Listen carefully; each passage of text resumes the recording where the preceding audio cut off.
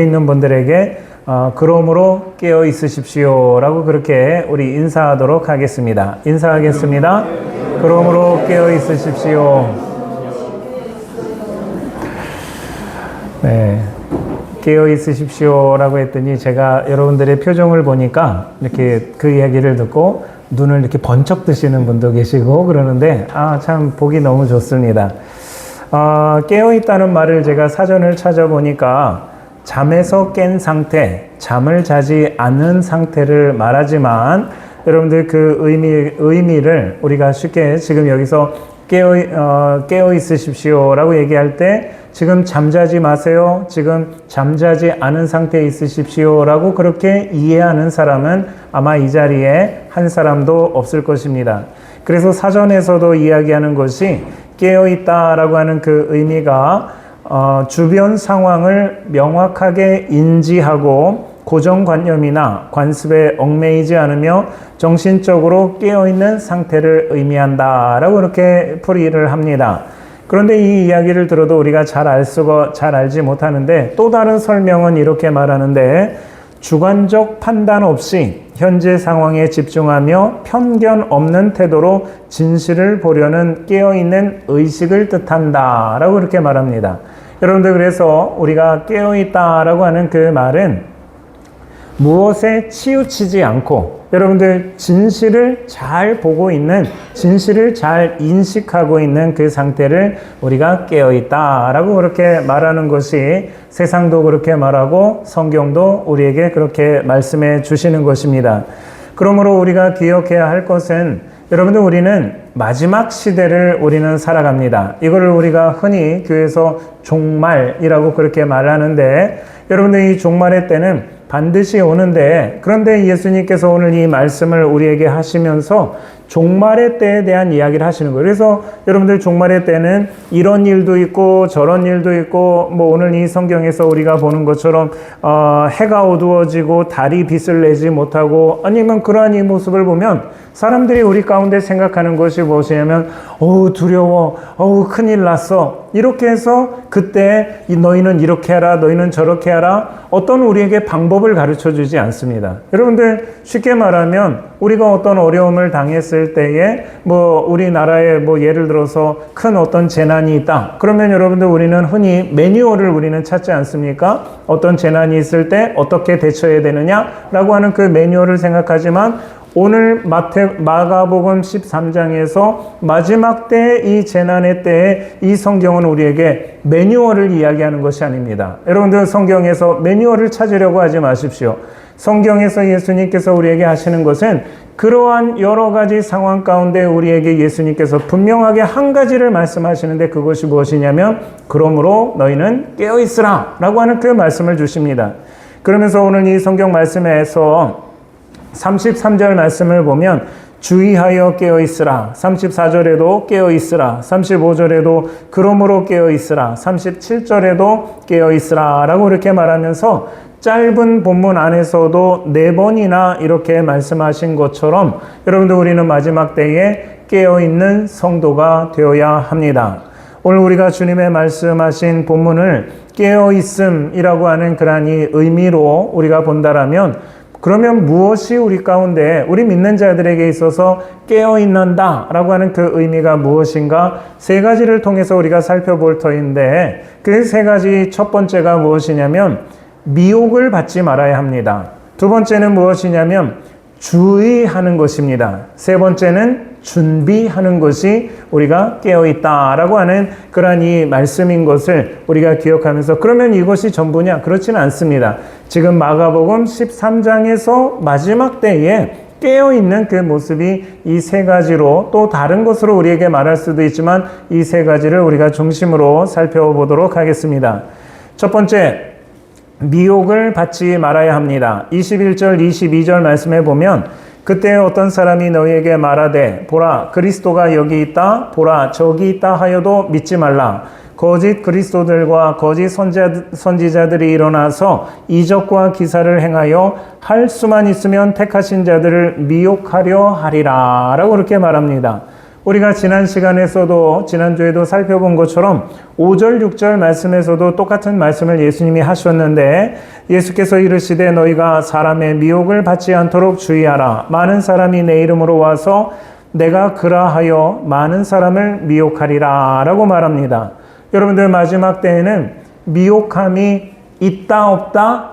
있다라는 이야기를 하는 거예요. 여러분들 우리가 생각하면 미혹함이 없으면 되지 않습니까? 하나님이 우리 가운데 그러한 미혹함을 없애주시면 되지 않습니까? 그런데 그렇지 않다라는 거예요. 여러분들 우리에게 그 미혹함이 있다라고 말하는데 그 미혹함의 핵심이 무엇이냐라고 말하면 사람들이 내가 그리스도다라고 그렇게 말하는 사람이 있고 또 다른 사람으로서는 어떤 사람이냐면 여기에 그리스도가 있다. 여기에 메시아가 있다. 아니면 저기에 메시아가 있다. 라고 그렇게 말하는 그러한 사람들이 있다는 것입니다. 이것이 우리에게 미혹이다. 라고 말하는데 여러분들 지금 들으시면서 그런 미혹함을 들으면서 거기에 넘어가는 사람들이 이상한 사람들이 아니야? 라고 생각하지만 여러분들 만약에 우리에게 절박한 상황을 우리가 만났다라고 말한다면 여러분들 안 넘어가시겠습니까? 여러분들 내가 어떤 절박한 상황을 만났다라고 얘기할 때 그 절박한 상황 가운데 메시아가 여기 있다. 여러분들 안 찾아가겠습니까? 아마도 대부분 이 자리에 있는 사람 목숨 걸고라도 거기에 찾아갈 겁니다. 만약에 메시아가 북한에 있다. 그러면 여러분들 아마 38선을 넘어서라도 여러분들 거기를 찾아가려고 몸부림치는 것이 우리들의 모습이다라는 것을 우리는 기억해야 합니다. 그런데 오늘 예수님께서 이 말씀하시면서 그들이 미혹하는 목적을 우리에게 말씀하십니다. 여러분들 목적이 무엇이냐? 하나님이 택하신 자들을 미혹해서 실족하게 하는 것이 이 미혹하는 자들의 목적입니다. 여러분들 그러므로 미혹을 하는데 하나님이 택하지 않은 사람을 미혹을 할까요? 하나님이 택한 사람을 미혹을 할까요? 택한 사람을 미혹하는 거예요. 이들의 대상은 택하지 않은 사람은 관심도 없어요. 여러분들 그 택하지 않은 사람에게는 여러분들 관심도 없습니다. 그래서 만약에 여러분들 하나님이 택하지 않은 사람이 나는 그런 거 미혹당하지 않아. 메시아가 여기 있다. 그리스도가 저기 있다. 나는 그것에 대해서 나는 들어도 나는 미혹당하지 않아. 라고 그렇게 말하는 사람이 있다라면 그 사람은 여러분들 분명히 자기 자신을 우리는 점검해 봐야 되는 것이 무엇이냐면 내가 택함 받지 않았다든지 아니면 내가 택함 받았는데 진짜 내가 미혹을 당하지 않는 둘 중에 하나입니다. 그러나 여러분들 우리가 생각할 때 그런 사람은 나 전혀 그런 거에서 미혹당하지 않아. 그리스도가 여기 있다든지 저기 있다든지 그런 거에서 나는 전혀 미혹당하지 않아. 이 사람은 제가 봤을 때 택함 받지 않은 사람일 수 있다는 것입니다. 옛날에 어떤 이 부잣집이 불이 났습니다. 여러분들 옛날 다 나무로 짓고 그런 이 집이 불이 나면 얼마나 여러분들 금방 번지는 그런 이 불이겠습니까? 그런데 부잣집에 불이 나서 활활 타오르는데 그 옆을 지나가는 거지가 있었습니다. 그런데 그 거지에게 이 어린 아들도 있었는데 그 거지가 그 어린 아들에게 한마디 합니다. 야, 너는 아버지 잘 만난 줄 알아. 너 부모 잘 만난 줄 알아라. 네가 부잣집 아버지를 만났으면 이렇게 지금 홀라당 집이 다 탈 건데 아버지를 잘 만나서 너는 이렇게 불날 일이 없으니까 넌 부모 잘 만난 거야. 여러분들 어떠십니까? 부모 잘 만나서 여러분들 탈 것이 없어서 행복한 그 아들일까요? 여러분들 결코 그렇지 않습니다. 마찬가지로 오늘 내가 미혹을 받지 않는다? 나는 미혹을 받지 않으니까 나는 좋다? 그런 것이 아니라 그 사람은 다른 말로 얘기하면 하나님의 택함 받지 않았다 라고 그렇게 말할 수 있다는 것입니다. 그러므로 여러분들 우리가 기억해야 될 것은 여러분들 우리 믿는 자들로서 여러분들 미혹을 당하십니까? 그러면 여러분들 우리는 기억하셔야 돼요. 나는 택함 받았구나. 나 하나님의 택함 받은 사람이구나. 그래서 내가 미혹을 받는데 그 미혹 받아서 혹 하고 넘어가지 말고 이때 예수님이 나에게 말씀하셨지, 성경에 말씀하셨지, 미혹받지 말라 하셨으니까 나는 택함 받은 것이 나는 미혹받는 것이 택함 받았으니까 이때 나는 미혹을 당하지 말아야 되겠다라는 것을 여러분들 그것이 우리들의 믿음이 되어지길 바랍니다. 여러분들 지금 이 세상에 이단이 여러분들 많이 있는데 이단이 누구를 상대로 여러분들 전도할까요? 안 믿는 사람들 상대로 전도합니까? 믿는 사람들 상대로 전도합니까? 믿는 사람들을 상대로 전해요. 왜 그렇습니까? 오늘 성경에 있는 것처럼 그들의 목적은 안 믿는 사람들을 자기들을 믿게 하기 위한 그런 것이 아니라 믿는 사람들을 미혹해서 빼가는 것이 그들의 목적이에요. 성경에서도 말하는 것처럼 예수님 말씀하신 것처럼 그래서 무슨 수를 써더라도 어떤 방법을 써서라도 그들을 믿는 사람들을 뽑아가려고 하는 것이 실족하게 하는 것이 여러분들 그들의 미혹하는 목적이요 또한 그들의 방법이다 하는 것입니다. 그러면 미혹하는 방법에 대해서 오늘 예수님께서 말씀을 하셨는데 이적과 기사를 행하여 할 수만 있으면 이라고 그렇게 말하는데 그 말씀은 온갖 방법을 다 동원해서 여러분들 온갖 방법을 다 동원해서 저와 여러분들 우리를 미혹한다 라고 이렇게 말하는 것입니다. 여러분들 그러므로 오늘 우리가 나는 안 넘어간다 라고 그렇게 여러분들 생각하지 마십시오. 우리는 다 넘어갈 수밖에 없는 거예요. 넘어가는 그러니 연약한 존재입니다. 여러분들 주변에 보이스피싱 당한 사람들 보셨습니까? 여러분들 주변에 있으십니까? 그러면 그 사람들 보시면서 여러분들 속마음은 어떠세요? 물론 말은 우리가 아유 뭐 어리석었다 뭐 이렇게 말하지는 않겠지만 여러분들 우리 속마음은 아유 얼마나 어리석으면 그런 거를 당해 이런 마음이 여러분들 있잖아요. 그런데 우리의 속마음은 그렇다 할지라도 내가 막상 그런 일을 당하면 우리는 여러분들 어떨까요? 우리도 넘어갈 수 있는 거예요. 왜냐하면 그들은 그냥 우리에게 어리석은 방법으로 하는 것이 아니라 어떤 수단과 방법을 통해서라도 여러분들 우리를 넘어가게 만드는 것이 그들의 목적이기 때문에 여러분들 우리도 당할 수 있습니다. 그러나 많은 사람들이 당한 이 보이스피싱을 당하고 나서 그들에게 물어보면 왜 그것을 당하셨습니까? 라고 그렇게 물어보면 그들이 대부분 하는 말이 무엇이냐면 진짜면 어떻게 합니까? 그 사람들이 하는 말이 진짜면 어떻게 합니까? 이 얘기를 하는 거예요. 여러분들 예전에 그 TV 프로그램 중에 PD수첩이라는 거기에 이단에 빠진 사람들이라고 하는 그러한 이 프로그램을 하면서 우리 지금 한국에 있는 여러 가지 이단에 대해서 조사를 하면서 그 이단에 빠졌던 사람들을 인터뷰하는 그러한 이 프로그램이 있었습니다. 그래서 JMS도 있었고 신천지도 있었고 만민중앙교회나 아니면 뭐 성락교회나 이러한 이단에 빠졌던 그런 이단교회에 빠졌던 사람들을 공통적으로 이 PD가 여러분들 질문하는데 뭐라고 했냐면 그 교회가 그곳이 이단이라는 거를 모르셨습니까? 그랬더니 사람들이 다 알았다는 거예요. 다 들었다라는 거예요. 거기가 이단이라는 거 다 들었다는 거예요. 그런데 거기에 왜 빠지셨습니까? 라고 말했더니 그들이 하는 말이 JMS가 진짜 메시아면 어떻게 해요? 신천지의 이만희가 진짜 메시아면 어떻게 합니까? 그 얘기를 하는 거예요.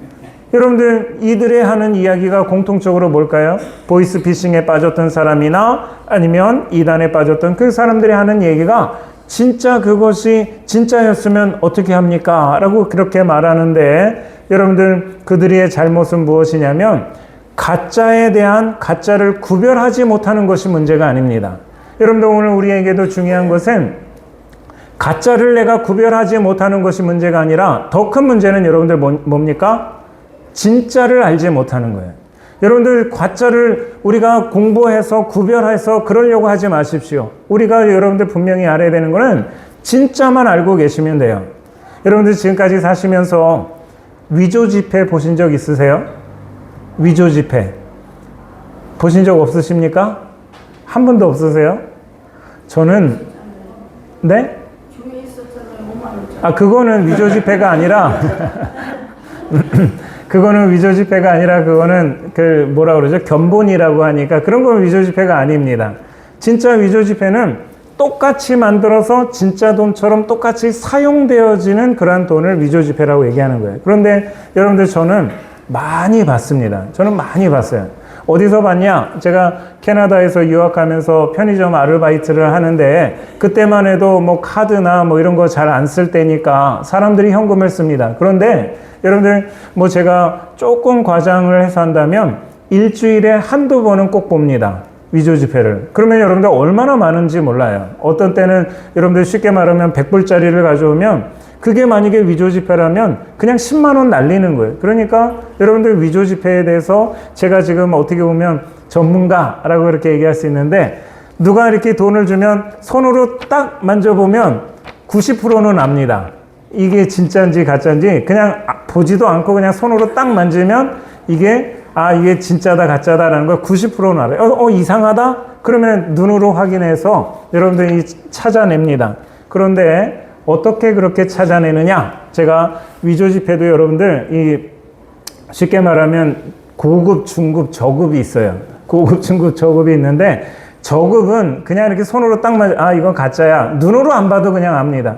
중급 정도는 눈으로 확인합니다. 그런데 고급은 여러 가지 다른 거를 해봐야지 알 수 있어요. 그런데 여러분들 제가 그것을 아는 것이 이거는 이렇게 가짜를 이렇게 만들었으니까 이거 이렇게 가짜, 저건 저렇게 만들었고 이건 이렇게 만들었고 그래서 가짜야. 가짜를 제가 공부를 했을까요? 안 했을까요? 안 합니다. 제가 그걸 왜 공부합니까? 왜 시간 낭비를 거기다 합니까? 제가 오직 아는 것은 무엇이냐면 진짜가 뭐냐라는 걸 아는 거예요. 진짜가 뭐냐. 진짜를 아니까 그 진짜와 다르게 생긴 것, 그 진짜와 다른 것들은 모두 다 무엇일까요? 가짜, 위조지폐라는 것을 분명히 압니다. 여러분들 오늘 우리도 마찬가지입니다. 이게 이래서 진짜야, 저게 저래서 이게 이래서 가짜야, 저게 저래서 가짜야. 그런 거 여러분들 알 필요가 없어요. 우리가 알아야 될 건 무엇입니까? 진짜만 알면 되는 거예요. 우리가 가짜 그리스도에 대해서 공부하고 그들에 대해서 여러분들 뭐가 잘못됐다 그거 아는 것이 중요한 것이 아니라 우리 안에 진짜 그리스도가 무엇이냐 성경을 통해서 하나님의 말씀을 통해서 그것을 안다면 이래서 이들이 가짜구나, 이래서 이들이 이것이 잘못된 것이구나 라고 분별할 수 있는 그러한 눈이 생긴다라는 것입니다. 그러므로 오늘 저와 여러분들 우리가 미혹당하지 않으려면 우리는 무엇을 해야 됩니까? 하나님의 말씀으로 진짜가 무엇인지 알고 깨닫는 그러한 은혜가 있기를 주님의 이름으로 축원합니다. 여러분들 가짜는 예수님께서 우리 마가복음에서도 이야기한 것처럼 긴 옷을 입고 다닙니다. 그러나 진짜는 긴 옷을 입고 다닐 필요도 없습니다. 시장에서 문안받는 것과 회당의 높은 자리와 잔치의 윗자리를 원하지도 않습니다. 진짜는 과부의 가산을 삼키지 않습니다.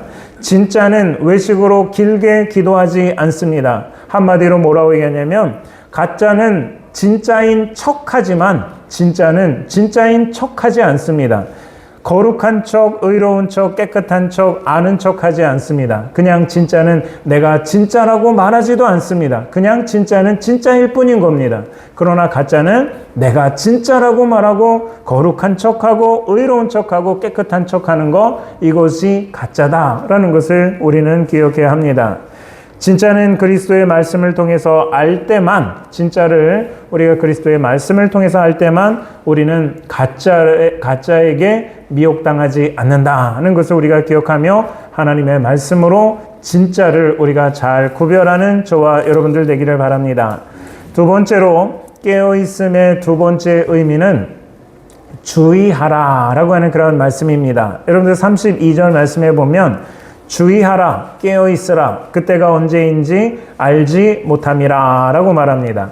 우리가 여러분들 지난주에 9절 말씀을 보시면서 너희는 스스로 조심하라 라고 하는 그 말씀을 우리가 함께 나누면서 그 말씀의 뜻을 우리가 뭐라고 얘기하냐면 같은 뜻입니다. 33절에 주의하라 라고 하는 말씀과 9절에서 너희는 스스로 조심하라 라고 하는 그 말씀은 같은 말입니다. 그런데 이것을 우리가 뭐라고 해석했냐면 너는 너에게 경비를 세워라 라고 이렇게 말씀을 드렸어요. 여러분들 우리가 살아가는 우리의 삶에 내 말에도 경비를 세우고 내가 먹는 것에도 경비를 세우고 내가 듣는 것에도 경비를 세워서 내가 말하고 듣고 먹고 하는 그 모든 것들의 출입을 통제하는 거, 이게 여러분들 주의하라 라고 하는 그 말씀이라고 우리는 이야기했습니다. 그런데 여러분들 성경에 보면 시편 141편에 보면 다윗도 똑같은 이야기를 합니다. 다윗이 시편 141편에 뭐라고 얘기했냐면 여호와여 내 입에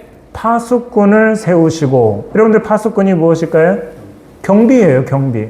여러분들 이 다윗이 뭐라 하냐면 하나님 내 입에다가 경비를 세워주십시오. 왜 여러분들 입에다 경비를 세웁니까?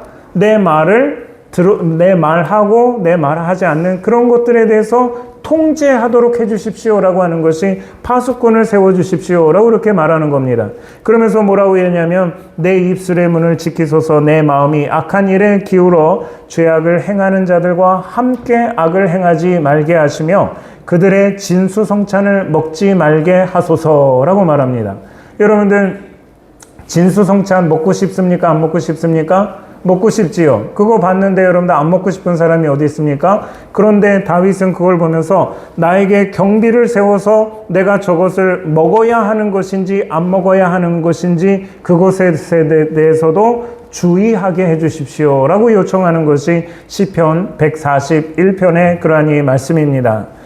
여러분들 우리가 이 말씀 들으면서 그러면 우리가 주의한다 라고 얘기할 때에 그것이 그러면 실제적으로 우리의 삶에 어떻게 적용할 수 있느냐라는 것을 제가 고민을 하다가 여러분들에게 몇 가지 질문을 하도록 하겠습니다. 여러분들 솔직하게 여러분들의 마음을 대답을 해보시기 바랍니다. 여러분들 좋은 것이 있고 좋지 않은 것이 있습니다. 무엇을 선택하시겠습니까? 좋은 거 선택하셔야죠. 시장에 갔는데 동태를 사러 갔는데 이 동태는 눈이 탱글탱글하고 신선하고 좋은 것인데 이 동태는 흐물흐물하고 눈이 맛이 간 그 동태가 있습니다. 그러면 여러분들 어떤 거 사시겠어요? 똑같은 값이면? 네, 좋은 거 사셔야 되는 거예요. 그게 여러분들 우리 삶의 기준입니다. 좋은 거 사셔야 돼요. 좋은 것과 좋지 않은 것이 있으면 좋은 거 여러분들 우리가 선택하는 겁니다. 그러면 또 한 가지 옳은 것과 옳지 않은 것이 있습니다. 무엇을 선택하시겠습니까? 옳은 것을 선택하죠. 당연히 옳은 것을 선택하지 옳지 않은 것을 선택한다라고 얘기하는 이 선택할 이유가 없습니다. 그런데 여러분들 우리가 기억하십시오. 지금 여러분들이 좋은 것을 선택한다, 옳은 것을 선택한다 라고 하는 그것은 유치원생도 똑같이 할 수 있어요. 유치원생도 다 합니다. 여러분들 좋은 것과 좋지 않은 거 그러면 당연히 좋은 거 선택하지. 옳은 것과 옳지 않은 거 그러면 당연히 옳은 것을 선택하지. 누가 거기에서 잘못된 선택을 하겠습니까? 우리는 다 그 선택은 나는 그래서 나는 좋은 거 선택한 사람이야. 나는 옳은 거 선택한 사람이야. 착각하지 마십시오. 그거는 유치원생도 다 하는 거예요. 여러분들 그거는 누구나 다 하는 겁니다. 우리의 삶에 그러한 문제로 우리에게 주어지지 않습니다. 어떻게 주어지느냐? 여러분들 이제 답하십시오. 좋은 것과 옳은 것이 있습니다. 무엇을 선택하시겠습니까? 좋은 것과 옳은 것이 있어요. 무엇을 선택할까요? 옳은 것이. 진짜입니까? 네. 네, 옳은 것을 선택하셔야 돼요. 여러분들 좋은 것이 있고 옳은 것이 있으면 옳은 것을 선택하는 것이 여러분들 내 삶에 내가 내 삶에 경비를 세운 사람은 옳은 것을 선택합니다. 여러분들 이 말씀을 우리가 여러분들 그런데 많은 사람들이 좋은 것이 좋다라고 이렇게 말하지만 여러분들 좋은 것이 항상 옳은 것은 아닙니다. 여러분들 예수님께서 마태복음 6장에서 이런 이 말씀을 하셔서 우리가 다 아는 말씀인데 너희는 먼저 그의 나라와 그의 의를 구하라. 그리하면 이 모든 것을 너희에게 더하시리라 라고 하는데 분명히 예수님께서 거기에 두 가지가 있음을 우리에게 말합니다. 그의 나라와 의, 그 다음에 이 모든 것이라고 얘기하는 것을 오늘 우리가 말씀을 나누었던 좋은 것과 옳은 것이라고 하는 것으로 여러분들 우리가 구분을 한다면 이 예수님의 말씀을 우리는 이렇게 이해할 수 있습니다. 너희는 먼저 옳은 것을 구하라. 그리하면 이 모든 좋은 것을 너희에게 더하시리라 라고 하는 것이 주님의 말씀인 거예요. 그러나 만약에 우리의 순서가 바뀐다면 내가 먼저 좋은 것을 선택하면 하나님이 우리에게 옳은 것을 여러분들 더 하시겠습니까? 그렇지 않습니다. 여러분들 우리의 삶에 있어서 내가 내 삶에 주의하면서 경비를 세우는 그 일은 분명히 내 삶 가운데 좋은 것과 옳은 것이 우리 가운데 분명히 동시에 주어지는데 그 중에 내가 무엇을 선택할 거냐라고 할 때 나는 좋은 것이 아니라 옳은 것을 선택해야 되겠다라고 하는 것이 저와 여러분들 우리의 삶이 되어지기를 주님의 이름으로 축원합니다. 제가 어제 말씀을 준비하면서 오후쯤 돼가지고 이 창밖을 이렇게 내다보는데 제가 두 사람이 노란 조끼를 입고 이 언덕을 올라가는 사람에게 붙어서 전도하는 그 모습을 봤어요. 여러분들, 제가 이 노란 조끼를 입으면서 전도하는 그 모습을 보면서 우리 교회 성도인가? 요즘 여러분들, 우리 교회 성도님들이 노란 조끼를 입고서 둘씩 짝을 지어서 전도를 하는 것이 요즘 제가 몇 시부터 언제 전도하십시오 그 얘기 안 해도 다 알아서 그냥 시간 날 때 만나서 이렇게 전도하고 그렇게 하니까 혹시 우리 교회 성도인가? 그래서 제가 눈을 이렇게 유심히 봤습니다. 그랬더니 우리 교회 조끼가 아닌 거예요. 우리 교회 조끼가 아닌. 근데 노란색 조끼를 입고서 그렇게 전도하는 모습을 보면서 제가 이 눈이 잘 안 보이니까 카메라로 이렇게 확대를 해가지고 이렇게 해서 찍어서 보니까 우리 교회 마크가 아니라 우리 이 동네에 있는 다른 교회에서 그 똑같은 노란 조끼를 입고 그렇게 전도하는 그 모습을 보았습니다. 제 마음이 어땠을까요? 제 마음이 어땠을까요? 솔직하게. 저도 솔직하게 말씀을 드리는데 별로 안 좋았어요. 처음에. 별로 안 좋았어요. 우리 교회가 이렇게 전도하니까 똑같이 저거를 따라하네? 왜 우리 교회가 전도하는 그거를 왜 똑같이 따라하지? 자기네들이 또 이렇게 다른 거를 해서 전도를 하지. 왜 우리를 따라해서 그것도 똑같은 노란 조끼를 입어? 파란 조끼도 아니고 그냥 빨간 조끼를 입든지 그렇게 하든지 그렇게 하지. 색깔도 똑같이 하고 하는 것도 둘씩 짝지어서 그렇게 하는 것도 똑같이 따라서 왜 우리를 똑같이 따라하지? 라는 그 생각이 제 마음에 들면서 불편한 거예요. 그런데 여러분들, 시간이 잠깐 지나고 나서 길지도 않습니다. 그러면서 제가 생각을 바꿨습니다. 어떻게 생각을 바꿨냐면, 우리 교회가 노란 조끼를 입고 전도하는 것을 보면서 다른 교회가 따라한다면 전도에 대해서 죽어있는 다른 교회가 그것을 모방해서 그 교회가 전도하는 선한 영향력을 끼쳤다면 그것이 옳은 일 아니겠습니까? 만약에 좋은 것으로 따진다면 저들이 우리를 따라하는 것은 따라하지 않는 것이 여러분들 좋은 일이라고 우리가 생각한다면 그들이 우리를 따라해서 그 교회도 전도하고 이 지역에 있는 다른 교회도 그것을 따라서 같이 전도하고 그러한 우리 지역의 교회가 된다면 그것이 주님이 바라시는 옳은 일 아니겠습니까? 제가 그 생각을 하면서 여러분들, 제가 이 성경 말씀 빌립보서 1장 15절의 말씀을 깨닫는 그 은혜가 있었습니다. 빌립보서 1장 15절에 사도 바울이 뭐라고 했냐면, 어떤 이들은 투기와 분쟁으로, 어떤 이들은 착한 뜻으로 그리스도를 전파하니 그러면 무엇이냐? 거칠애로 하나 참으로 하나 무슨 방도로 하든지 전파되는 것은 그리스도니 이로써 나는 기뻐하고 또한 기뻐하리라 라고 말하는 거예요. 여러분들, 사도 바울이 지금 자기가 감옥에 있으면서 사람들이 사도 바울이 복음을 전했던 그 방법대로 따라하면서 복음을 전한 사람이 있고, 아니면 사도 바울을 욕하면서 복음을 전하는 그 사람들도 있는 거예요. 그러니까 그 소문을 들으면서 사도 바울이 나를 따라하면서 전하는 사람들은 좋다라고 말할 수 있지만, 여러분들, 사도 바울을 욕하면서 전도하는 사람들도 있는데 그들이 복음을 전하는 그것도 나를 욕하는 건 둘째치고 그래서 복음을 전한다면 그것도 좋은 거다. 그것도 그리스도를 전하니까 옳은 일이다 라고 이렇게 말하는 겁니다.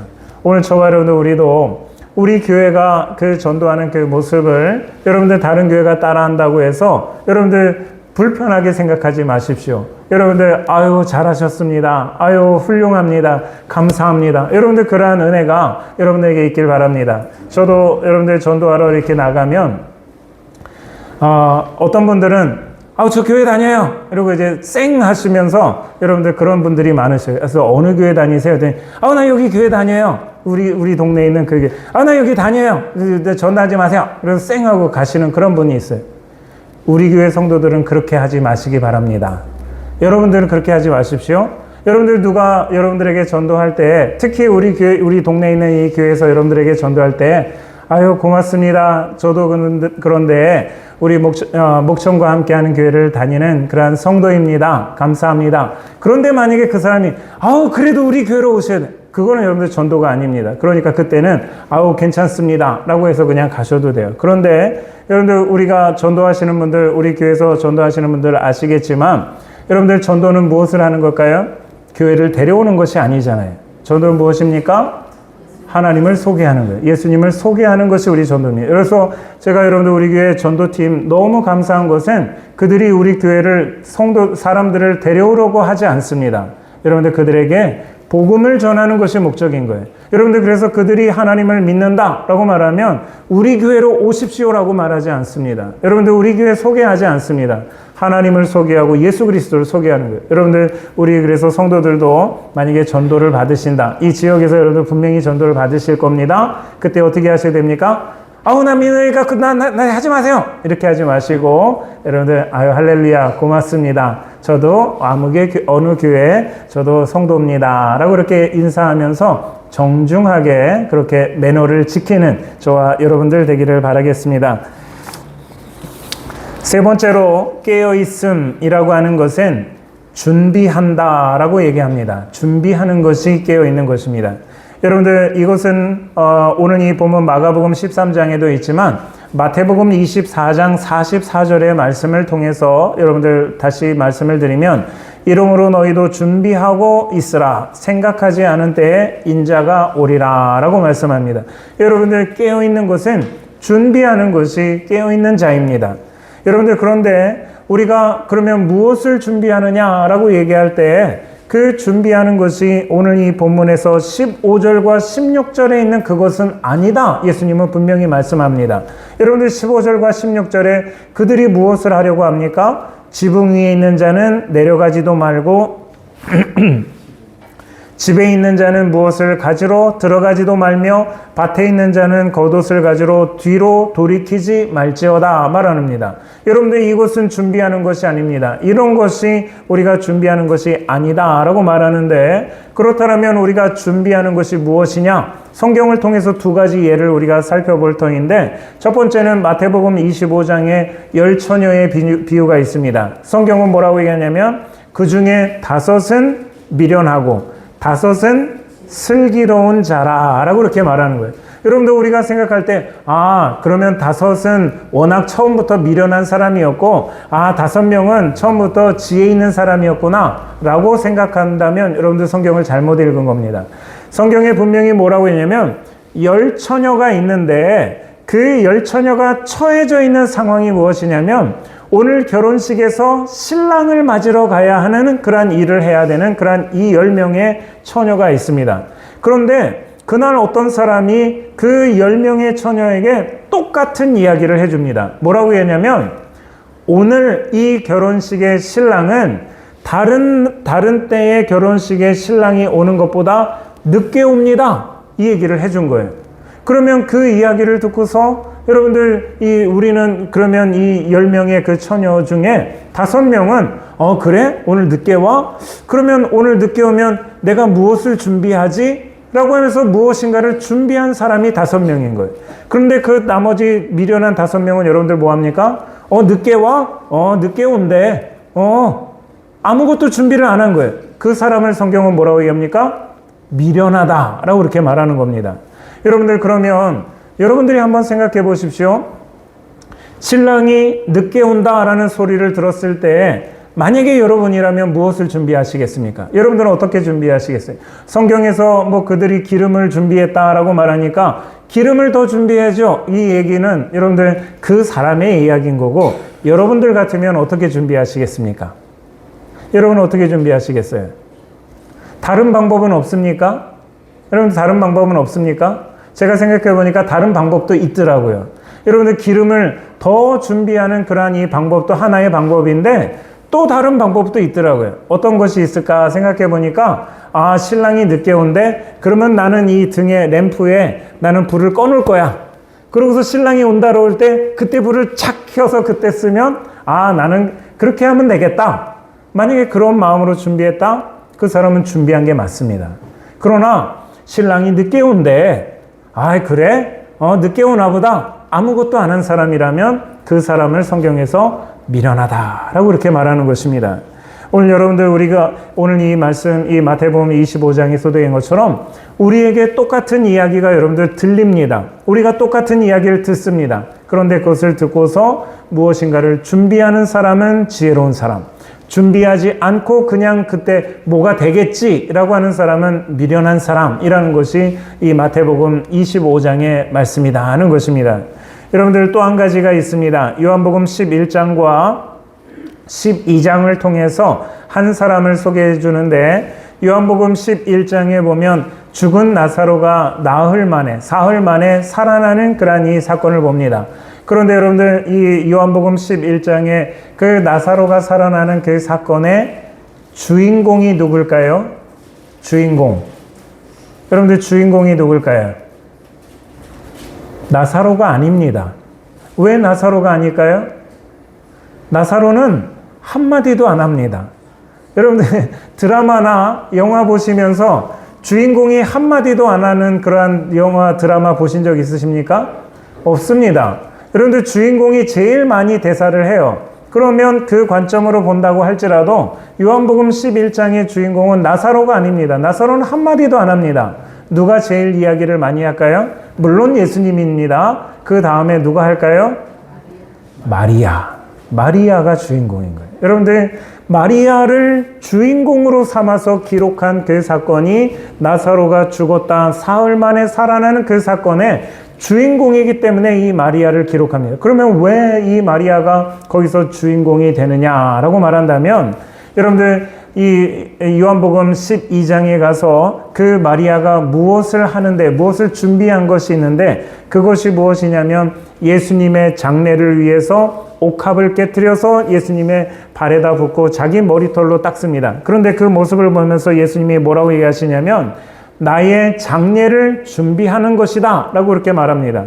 여러분들 그러면 이 마리아가 왜 그것을 준비했느냐라고 말하면 예수님께서는 제자들에게 여러 번 내가 고난을 당하고 십자가에 달려서 내가 사흘 만에 부활하리라 라고 하는 이야기를 제자들에게 이야기합니다. 여러분들 제자들이 믿었을까요? 안 믿었을까요?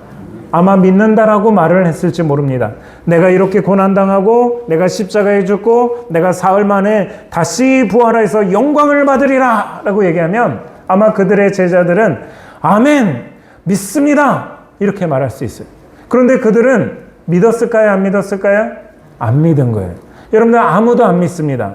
예수님이 그 이야기를 성경에 적어도 3번 얘기를 하셨는데 그 말씀에 대해서 아무도 안 믿습니다. 증거가 무엇이냐? 예수님이 말씀대로 붙들려서 고난을 당할 때에 제자들 다 도망갑니다. 한 명도 남는 사람이 없어요. 그런데 여러분들 요한복음 12장에 보면 이 마리아가 자기 옥합을 가져다가 그것을 깨트려서 예수님에게 부었을 때에 내 장례를 준비하는 것이다 라고 얘기한 거는 마리아는 그 이야기를 어떻게 했다는 얘기입니까? 들었다는 얘기예요. 그러면서 무엇을 준비합니까? 예수님의 장례를 준비했다라고 그렇게 말합니다. 여러분들 이것이 준비한 것이 깨어있는 잔거예요. 준비하는 자. 듣고서 그것을 준비하는 사람이 깨어있는 사람이지 들었는데 아멘 하고 아멘 크게 하는 그 사람이 여러분들 깨어있는 사람이 아닙니다. 여러분들 그렇다면 오늘 저와 여러분들 우리는 무엇을 준비하고 계십니까? 여러분들이 준비하신 것이 무엇입니까? 여러분들 예수님께서 우리 가운데 내가 다시 온다 라고 이렇게 말씀하시는데 여러분들 우리가 이 본문에서도 마가복음 13장에서도 예수님이 내가 다시 오는데 그때가 언젠지는 내가 알지 못하지만 내가 그때를 말하지 않지만 내가 다시 온다 라고 얘기하는 주님의 말씀이 있어요. 그러면 여러분들 무엇을 준비하셨습니까? 여러분의 준비하신 것이 무엇입니까? 만약에 여러분들 예수님 다시 오신대 라고 했는데 준비한 것이 없다 라고 한다면 우리는 여러분들 이 마태복음 25장에서 있는 지혜롭지 못한 5명의 처녀와 똑같고 또 예수님의 제자들에게 예수님이 내가 이렇게 죽고 내가 이렇게 부활한다라고 했는데 아무것도 준비하지 못한 그러한 이 제자들과 똑같은 모습이 오늘 저와 여러분들의 모습일 수 있다 하는 것입니다. 여러분들 무엇을 준비하셨습니까? 여러분들 그 준비하신 것이 나는 이것을 준비했다고 따라하는 것 그것이 여러분들 옳지 않습니다. 오늘 저와 여러분들 우리가 준비한 그것이 저와 여러분들에게 있다라면 오늘 여러분은 깨어있는 자가 맞습니다. 그러나 준비한 것이 여러분에게 없다라면 여러분들 우리는 아직도 깨어있지 못하다라는 것을 우리는 깨달아야 하는 것입니다. 사랑하는 성도 여러분, 여러분은 주님 앞에 깨어있는 성도입니까? 말씀으로 진짜 그리스도를 알아서 미혹을 받지 않습니까? 좋은 것보다 옳은 것을 구하는 주의함이 여러분에게 있습니까? 주님의 말씀을 듣고 여러분이 준비한 것이 여러분들 있습니까? 우리 모두가 깨어있는 성도 되어지시기를 주님의 이름으로 축원합니다. 기도하겠습니다. 사랑의 하나님 아버지,